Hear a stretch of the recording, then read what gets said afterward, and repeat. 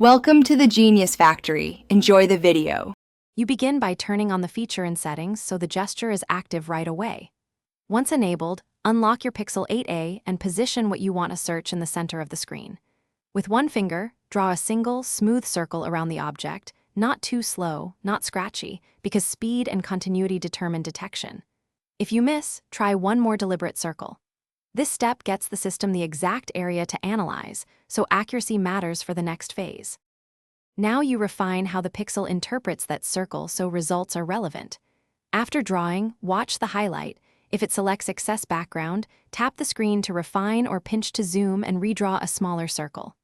The model uses edge and contrast cues, so framing tightly around the subject improves accuracy.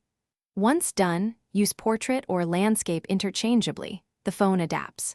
If the result is still off, redraw with a cleaner background. To finish, tap any highlighted result to open lens-like actions, copy text, search images, or translate, and choose the action you need. If circle search fails, first restart the app or toggle the gesture off and on. This often resets recognition logic.